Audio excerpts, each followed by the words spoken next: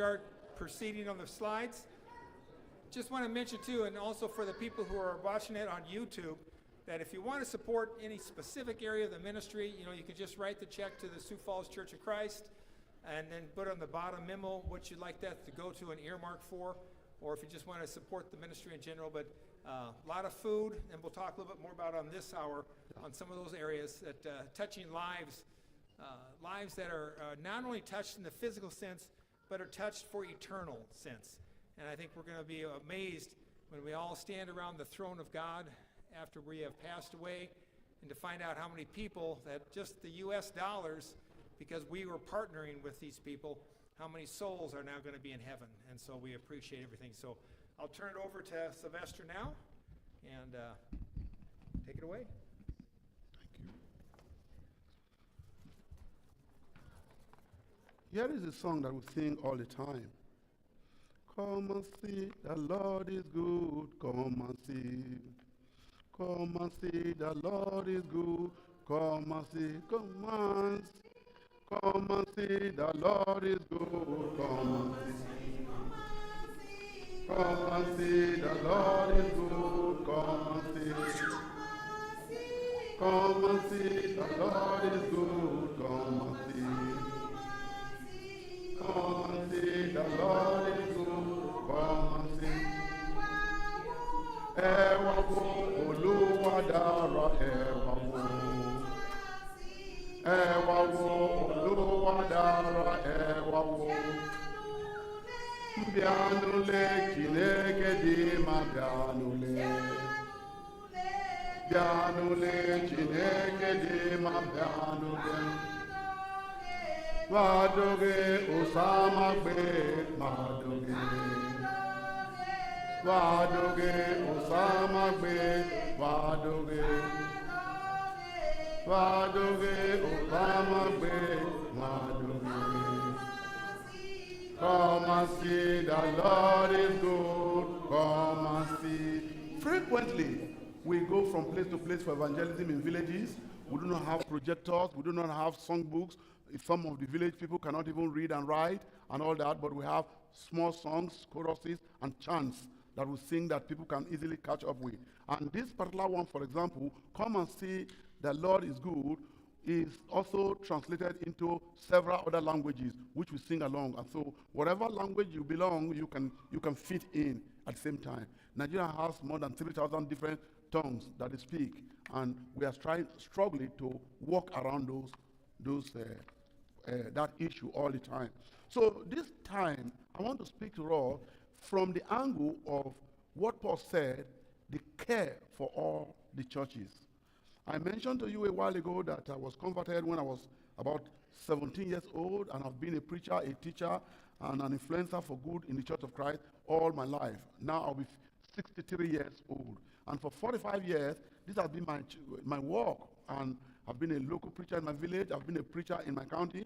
Now I'm working in the print ministry, and I'm able to send out material that helps churches and church leaders all over Nigeria. By the way, we have more than 6,000 different local congregations in Nigeria, more than 500,000 membership in the Church of Christ in Nigeria as of today. And therefore, this segment, I want to focus on what the needs of the churches. Because like you saw in what Paul wrote in the book of 2 Corinthians 11, verse 28, he has so many things to think about, but among the things that was always weighing his mind down is the care for all the churches. And when you receive my letters, you receive my appeals, I am not appealing for myself. By the grace of God and by the fortunate benevolence that we'll be getting from you Americans, my wife and I, my family, we are being fed.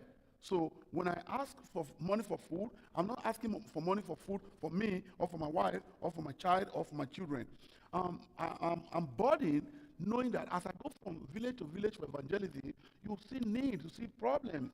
And sometimes this can be overwhelming for leaders. I think that Jesus had that challenge when he fed 4,000, later he fed 5,000 people. So he provided physical food for people while they are waiting on him to receive the spiritual food. I think the same principle is still working even today. Some people have wondered, the converts we have, the people who come to us and are baptized, is it not possible it's just because of the food that they are getting to eat? I wish I could say that is not true. I wish I could say people are not coming because of food. Yes, people are coming because of food. My answer is this. First of all, Jesus had the same situation. He never changed his mind about feeding people. Because if you read John chapter 6, you know that some of the people were taking all the effort going around the lake of Gennesaret, searching for him, and enthusiastically when they saw him, say, "Oh Lord, we have been looking for you all day. Where have you been?" But Jesus was God. He knew the minds of people. And he told them what was on their mind. And he said, "Oh, you're not searching for me because of the miracles I'm doing or the word I'm preaching. You are searching for me because I gave you manna, food to eat, and you are satisfied." And from then, some of them were having a conscience problem and they couldn't follow Christ. However, my point is, despite the fact that some people may follow Christ because of food, that does not mean that Jesus did not feed people when he had the opportunity. And so, if we have opportunity today, we are going to do like Jesus. We are going to feed people. And some of them will turn out good, some may not be quite as good. But let me tell you a story about one of the preachers in Igara that we put in place in the Gogo Church of Christ. His name is Desmond Mike, and he's married, he has 4 children. And Desmond is somebody who lived in the same house with my elder sister. And that house is where my wife lived. Desmond and my wife are cousins. And they lived in the same house with my elder sister. I was in the village and I was coming to see them in that house. And Desmond has said it many times on the pulpit that when he became a Christian, he was drawn by the ministry, the fellowship, especially with the food. Douglas was coming to Nigeria or other Americans and would go from village to village, from place to place. And a part of what goes with all of this is always cooking and feeding people. And so some people who wanted food, they would come and attend to us, they'll be with us. And Desmond was one of those people who became converted and started coming to the Church of Christ. And he told us that after he started coming to the church was when he started learning what Christianity was. And today, not only has he remained a Christian, a preacher, he is married and he's a leader in the local government area in the entire county. This is somebody who came to Christ, who came to the group because of the food fellowship. And so I think that good things have been happening. In Christ's day, they happen, and they're still happening even today. So now, what I want to share with us is look at all the happenings in Nigeria, the political unrest, the terrorism, the banditry, the violence, the religious confusion, the threat of Islamic domination, economic and social ills, the scam, the fraud, the inflation, the hunger. Despite all of this, the work of evangelism is thriving. And this gives me confidence. This gives me hope. I am grateful that I can focus not on the negatives. I can focus on the potentials, the possibilities that are being offered by the very same negative circumstances we face in Nigeria. We are able to run the track ministry now. I will not be talking too much about the track ministry, but the track ministry and the food ministry, they go hand in hand. And we are able to attend to people when they are most vulnerable. There are widows, there are orphans, there are strangers, there are refugees in Nigeria. As a matter of fact, Nigeria is constantly like being under siege. There's problem everywhere. There's war from every corner. When you travel, you do not know what may happen on the way. There are kidnappers, there are robbers, the roads are bad. Everything seems to be going the wrong way for Nigeria at this time. However, in the midst of all this chaos, God is doing great things for his name's sake. And I've said to us before, if my father was Bill Gates, if my father was $1 millionaire and I have so much money, I will not be here. I will not be appealing to you. I will take my father's money and spend it on all of this. But I know this. If my father was Bill Gates, if my father was to be one of these millionaires, I may not be here a Christian. I may not be a preacher. Neither will I endure all that I've endured to remain in Christ, to be leading others to Christ. So what am I trying to say? I think that the adverse circumstances also help to shape and bring out the best of Christianity in me and others. We learn humility, we learn tolerance, we learn patience, we learn how to endure. And then when we have learned all of that, we're able to communicate the same thing to other people to endure as well. So we appreciate the role that this congregation has played in the whole of this war going on in Nigeria today. Today, we are sending out a total of about 720,000 pieces of literature every quarter. We are sending out about 10,000 books every quarter. This goes to preachers and teachers in places in Nigeria. And that happened because you, the Sioux Falls congregation, you started with a seed, the amount being $15. And I'm not an American, I don't know what the restaurant is like, but I want to believe that if a young man takes $15 today, you go to any of these restaurants, you probably will eat all of it at once. But that money is the beginning of this big ministry. Now, just imagine if the elders who sat over that meeting that day in 2008 in this congregation, that time you were on the 41st Street, imagine if their decision was otherwise. If you didn't take that decision today, at that time, you can imagine what the kingdom of God in Nigeria and Africa would be missing if not for your decision. So you elders, I appreciate you. I pray for you all the time. And I ask that you consider the spiritual implication of whatever decisions you take, whether on the dollar or on the people. So please remember that God can use small things to do great things. If you think of the story of the mustard seed in Matthew 13, maybe this is one example of the story.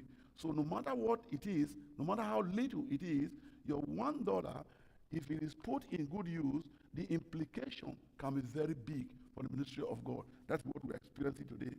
Now, let me tell you stories of two people in the tract ministry. One brother, his name is Frank Omweti. He is fortunate to be one of those preachers that we have monthly dollar support for as I speak.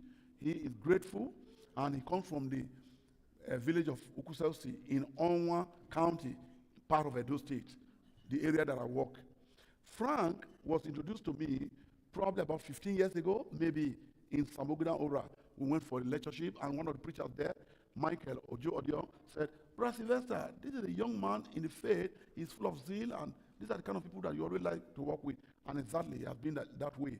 And Frank has been working. We've been working together for more than 10 years. Before, like 3 years ago, I found out how he was converted. And how was Frank converted? Frank left high school back then, and he went to, if his parents could not afford for him to go to university. And so he went to the city of Akure in Ondo State, Edo State and Ondo State in the west. So he went to Akure, and he was trying to find a living. On one occasion, just on the street of Akure, he found a piece of tract, and he picked it up, and he was talking about church and salvation through New Testament church and all of that. He scanned it, and he was interested in that subject. But not all. He looked behind. We always have the addresses and phone contacts for different locations at the bottom or in each of the tracts. That helps the ministry. He looked at it, and the author is Sylvester Imogo from Edo State, and he's from Edo State. Whether you know it or not, tribe and tribal affiliation play a significant role in relationships in Africa.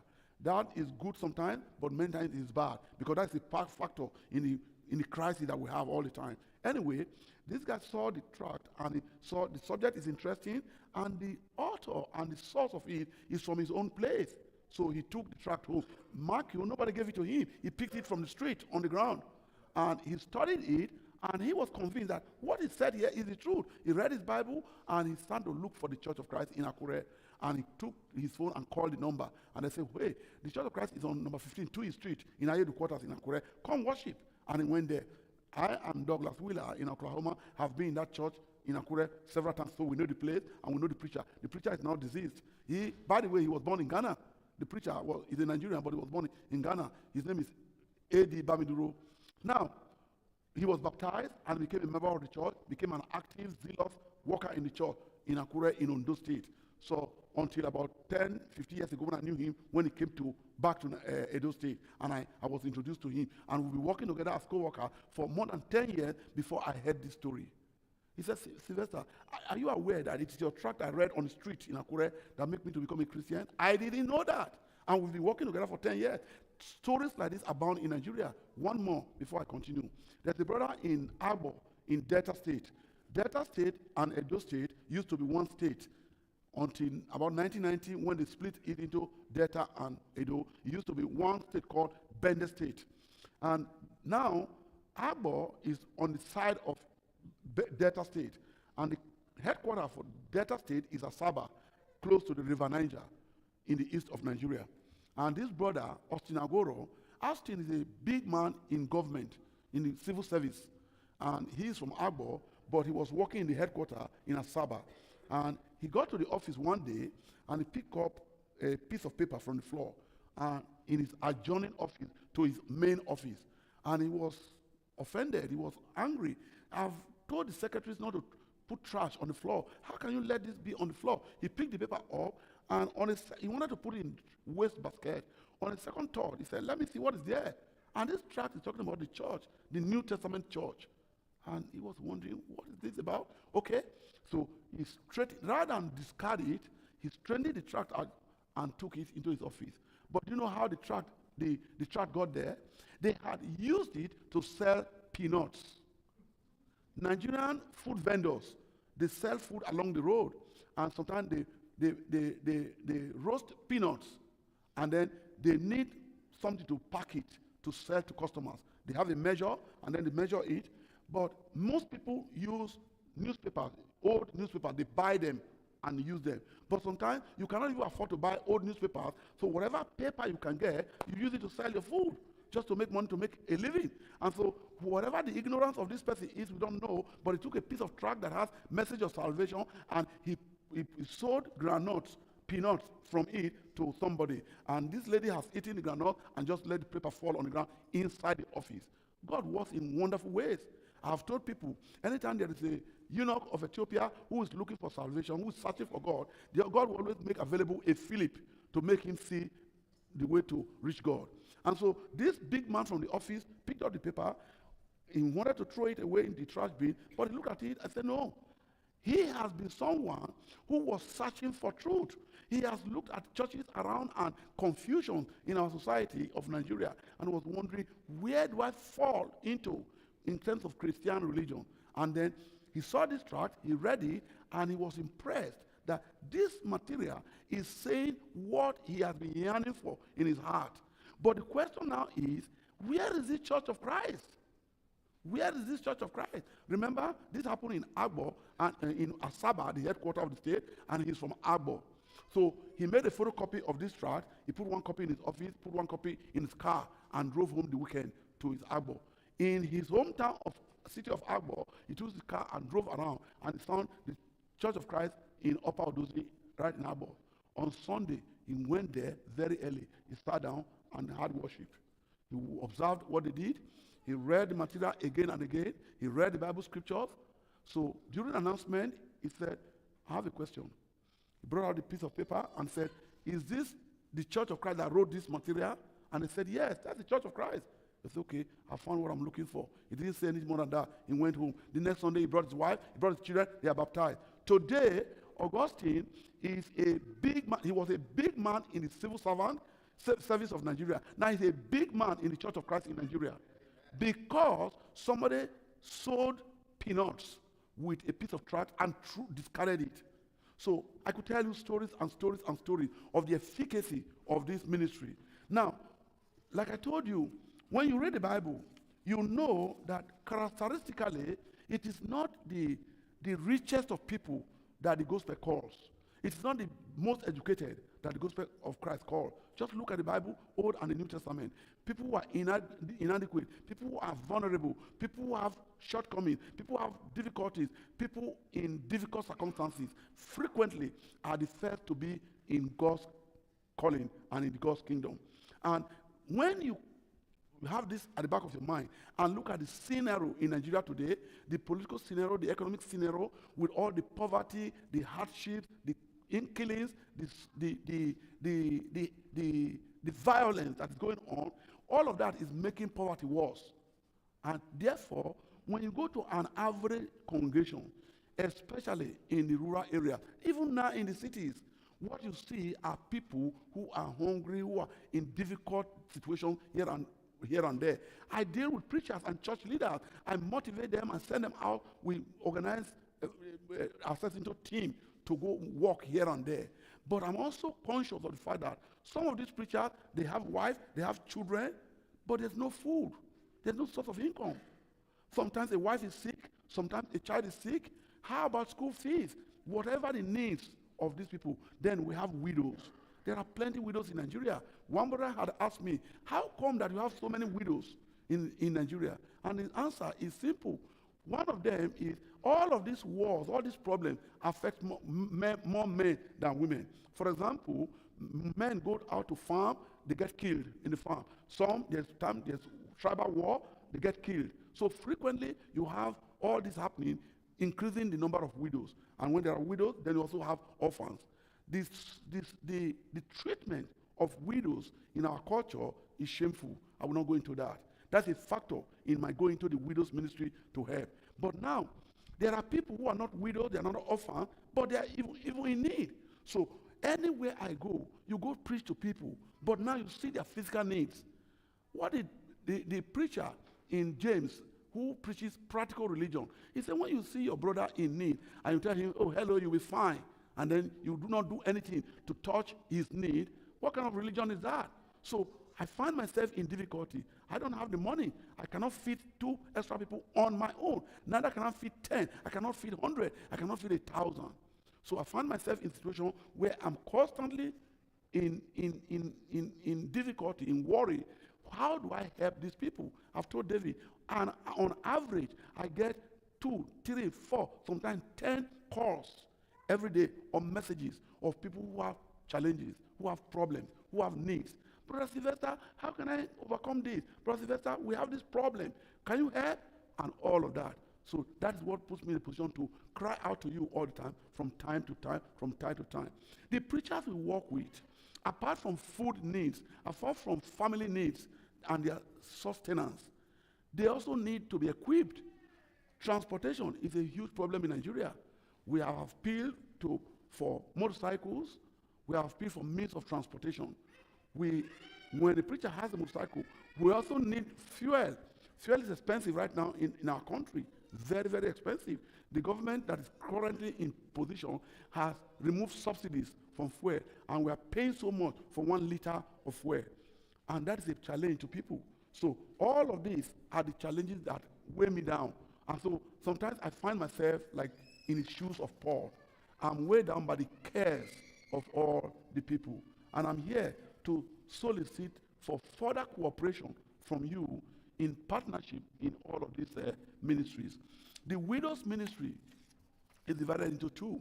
We have the food ministry, the food part of it, and then we give food, basically rice and beans in most cases, and we give out these grinding meals to those who can use them.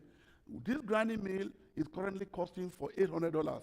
When we buy one and give to a widow, we take them off the list, because this is supposed to be something they use to grind pepper and corn and basic food, and then they take money for it. So with this, they'll be able to survive and sustain themselves. A few times we buy sewing machines. Sewing machines, it has to be somebody who has professional knowledge, who can use it. But this one, anyone can just kickstart it, and this is the easiest to help the widows. But we also give them food. There are some who cannot even use this machine. They cannot use sewing machine, but they just need food. Some of them are too old to do anything. They don't have good sight, and they need food. So regularly, as I get funds, we buy food. We put them in customized sacks. We buy those sacks. We print the Church of Christ on it, which is a message of invitation already. And then we put some tracts inside the food, and we sew them up. And then we hand over to people. So Christians get the food, widows get the food, preachers get the food, their families get the food, and then sometimes even Muslims, friends, acquaintances, passers-by, anyone get food. And even soldiers on checking point. Because in Nigeria now, if you travel from point here to point Z, you are going to meet X number of checking points on the road, roadblocks, military, police, because Nigeria is like under siege. We are at war. So and every segment of the society is facing the hardship that we're facing, because the food inflation in Nigeria is over 30% already. If you buy food today, the next time you're buying food, the price is different. Anything you are buying today, the price is different next time you're buying it. And so those who are on salaries, the salary does not mean anything anymore.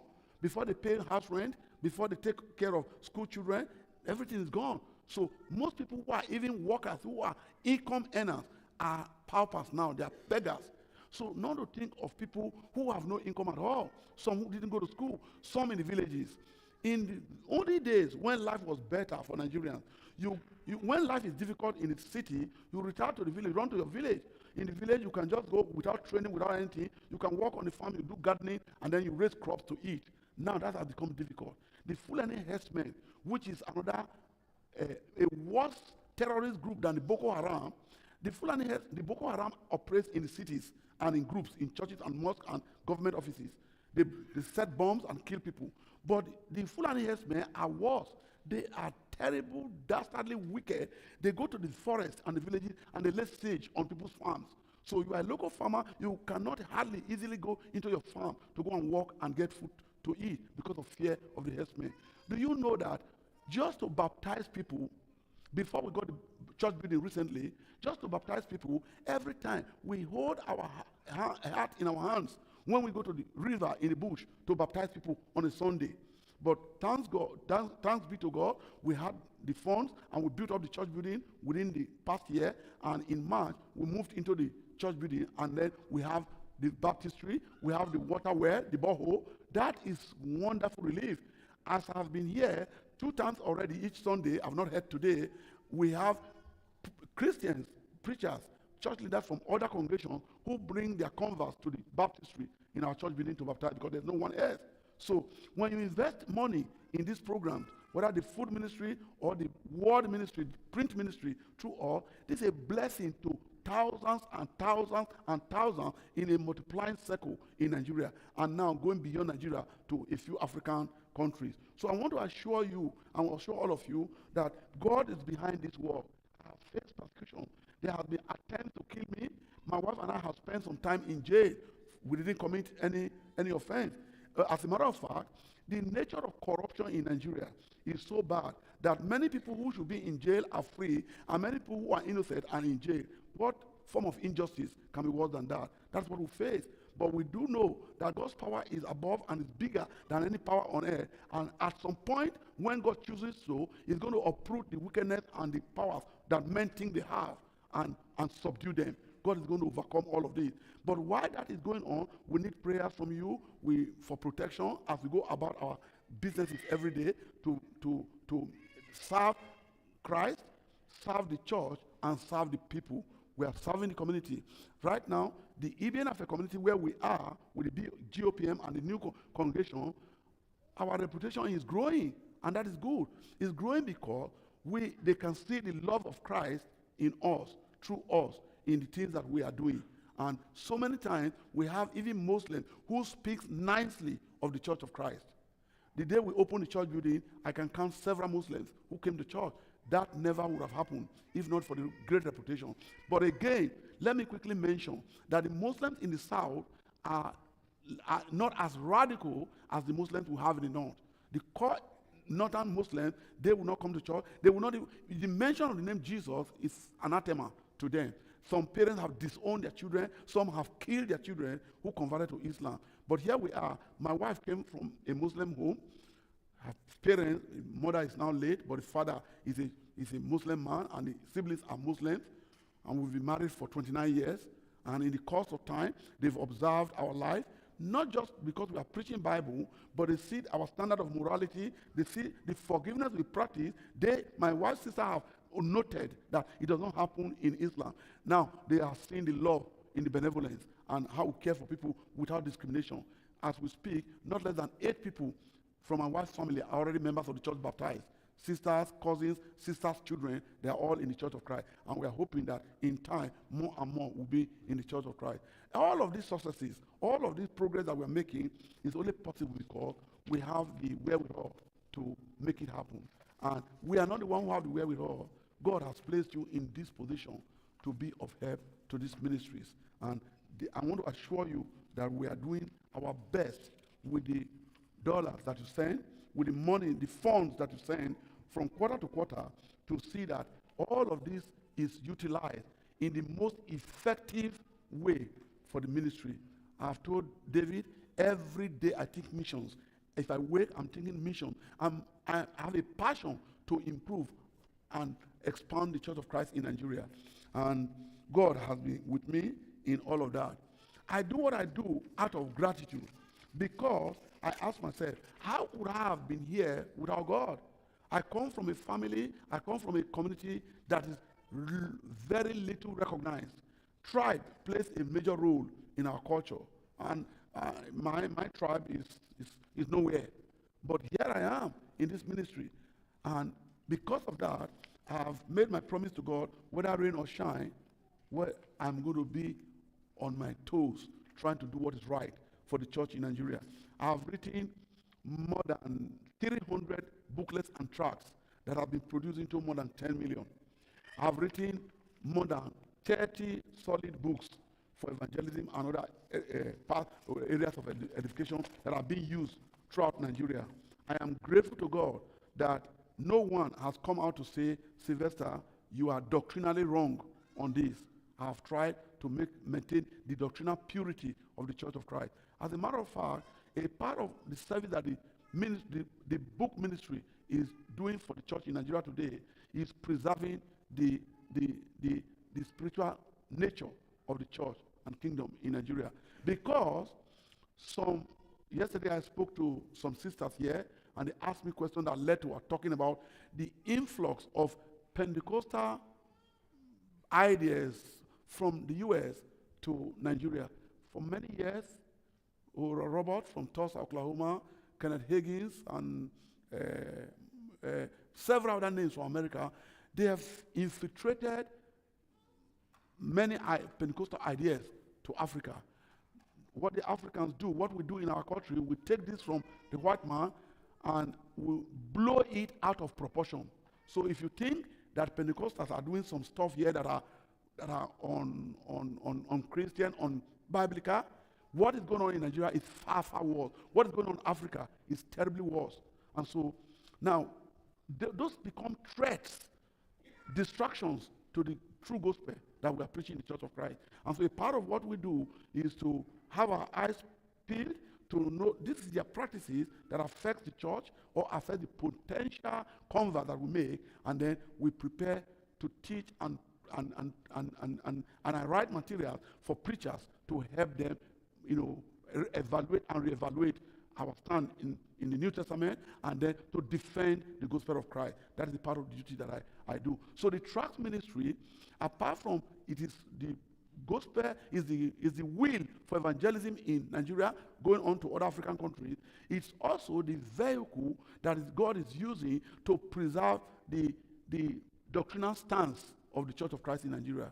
That's exactly what the point I'm making. So either way you look at it, this ministry that you are supporting has become a great vehicle for sustaining the church in Nigeria and for moving the church forward. And that is the reason why I told us in the earlier segment that having looked at it to this point, we are looking at an upgrade. We want to buy additional machine, one machine, and printing machine, one cutting machine. These two machines alone is now costing $60,000. We're looking at another $5,000 to transport them from Lagos and get the engineers to come and install them. And if we do that, we're also looking at money to pay monthly salary for one printer who will work on the machine. And we're also looking for money to pay 5 men, 5 boys, who we already have 10 who sort, who collate, who fold, who box up the tracks for the work to be complete. So if we get money to buy the machines, and we have money to employ the printer and the boys to collate, then this aspect will be done. But that's not all. We also need to upgrade the volume of what we are printing. Right now, we are printing average of 700,000 and or so per quarter, which we box out and send out every quarter. But we will want to upgrade to 1 million. to be able to produce 1 million tracts and then 10,000 books each quarter. So that, and what we do is these two ministries, the word ministry and the food ministry, they complement each other. And this has been a great way of advancing the cause of Christ in Nigeria.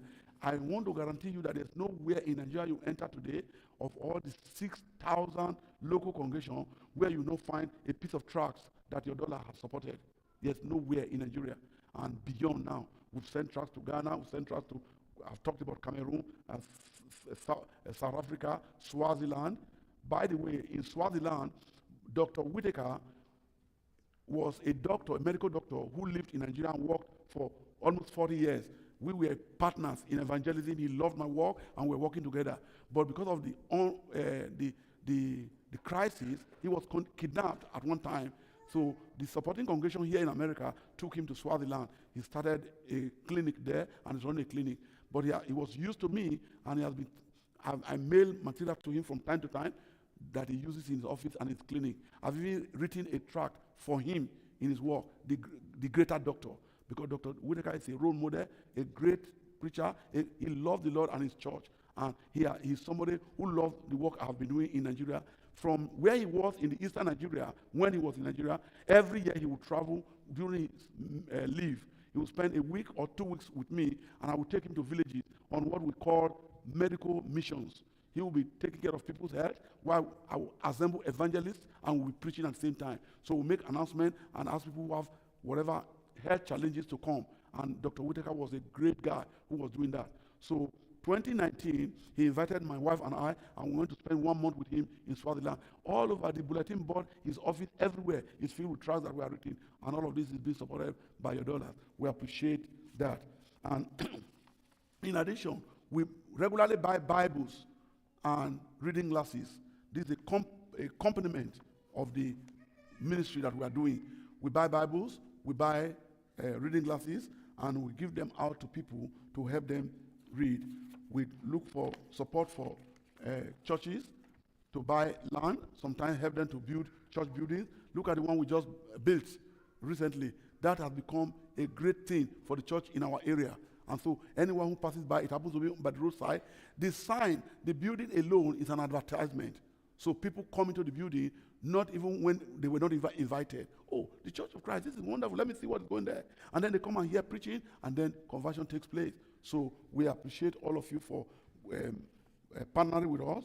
We constantly are on the lookout for individuals and congregations who will partner with us in providing little support, monthly support for the preachers that I work with in the villages and towns. So if we can raise $100 a month, that will be a great help to a family. I told a brother here this morning that when you give a plate of food to a Nigerian in the circumstance that we're in now, you're actually feeding the entire family, because there's nobody who eats alone. Let me tell you a saying in Nigeria: if you eat alone, you die alone. That's what they say in Nigeria. If you get food, don't eat alone, because trouble is coming. So we share food. So when you give support to a preacher, you are feeding his family, sometimes the preacher's mother and siblings. That's how we share whatever we have. So we are appealing to whoever can afford. This is a team of evangelists from Akoko Edo, for example. And I'm trying to look for Frank. Frank is not here. Frank is not here. I was looking for Frank. So we have a team like this in Akoko Edo. We have a team like this in Isako. So I'm raising teams in all of the where we have cluster of churches, so they can band together. Because of the hardship, it is easier. If one man has a motorcycle, I don't know if there's any picture of motorcycle here. The way we use a motorcycle, one motorbike will carry 3 people on it. So we band together. We buy these motorcycles for $1,000, and then a preacher would use it from a congregation, but definitely he's not the only one who uses it, because if one preacher has one motorcycle, there are 5 preachers around him who have nothing. There are 10 preachers who have no means of transportation. So one preacher is going on an evangelism, he's carrying 2 or 3 others, and they huddle on it, and then we go, especially in the rough road. So we are always looking for money to buy motorcycles, and then we also look for a little stipend to put fuel in the motorcycles for them. Transportation is a serious problem in Nigeria. We we appeal to you to continue to pray for us. If you do not send money, your prayers go a long way. We ask for prayers for protection. We ask for prayer to God for open doors. We ask for prayer for God to open our eyes to see the areas that are the needs are where we can funnel the funds to for the most effective outcome. So that's what we do. So I ask God for wisdom to lead me, to guide me as I lead others, so that I don't lead them astray, that I don't make mistakes, that I don't disappoint you, and I don't disappoint Christ, who is over all of us. We need such prayers. And God has been hearing the prayers you have been saying. When we travel in Nigeria, we pray for journey mercies. Look at your roads. I have told somebody that if there's something that I should steal when I'm going back to Nigeria, I should steal some of your roads and just take them home. The roads we travel on, some of the videos, I gave a flash, a thumb drive for videos. If you see some of our roads, you ask, well, how did we come here? Bad leadership, neglect, selfishness, and whatever is causing Nigeria to plunge into more and more abject poverty. And that affects the roads we travel on. And that is another factor in the insecurity we face, because the bandits, the criminals, they lay ambush in places where the road is worst. And when you are traveling, you cannot hardly do 5 miles an hour in those spots. You go into the ditch and you come out, and the vehicle tilts this way and this way. While you are on that, they just come out with guns. And a month ago, before we left here in June, the road between Igara, that I used to live in, and my village of Nomenekwa, a stretch of less than 5 miles. In between is a kidnap zone. The criminals took 11 people till we left Nigeria on the 30th of that month. No news yet about them. Sometimes they regularly kidnap to receive ransom. They get money. They tell you to go and pay. You pay money in millions. And then if you do not pay on time, some people are poor, they cannot raise 100,000 naira. Now they resort to killing the people, the victims. They harvest their organs and sell it out. That's how heartless they are. So if your relative is traveling, we need to pray for mercy journeys. And when they get there and they call back that they have arrived, we thank God for the safe arrival. That's what goes on. Sometime 2 weeks ago, before we left for Nigeria, we took food for the quarter to the county where I came from Igara area, on this road that I'm describing. Before we can do that, you know what I arranged? I paid 6 armed vigilantes from Ibenafe, where we live, to go with us. They don't have a vehicle of their own. Then I made arrangement with military, the army in Igara, and I paid for 8 men in a Hilux van with guns. The 6 armed men accompanied us from Auchi to get to Igara, and we're joined by the military truck with guns to escort us to where we're going to just distribute food. That's how bad it is out for us today. It's unfortunate. So sometimes you call somebody yesterday, today you hear that he has been buried. That's the life expectancy in Nigeria is terrible. So the social, political, and economic conditions, inflations, weather, insecurities, and all, they all affect members of the churches. And that creates hunger, poverty, hardships, sicknesses, deaths, or is affecting the people that we deal with on a daily basis. So the poor and the destitute are in the church, the sick and the needy are in the church, the vulnerables, the widows, the orphans, the strangers, others in special needs, the strangers, the minority people. There are many IDPs in Nigeria today, internally displaced persons. If people move because of war from one country to the other, we call them refugees. But people who move from their home in their own country to another place for safety, they are internally displaced persons. You can imagine, we have refugees in Nigeria, then we now have our internally displaced persons. All of these are categories of people who are our members, who are our brothers, your brothers and my brother, who, when we convert them into the church, they have needs. And so I have come here to thank you for what you have done, to pray to God, that God will open hearts and open purses, that we continue partnering to make this continue to grow. Thank you for letting me come. God bless you all. Yeah. Thank you.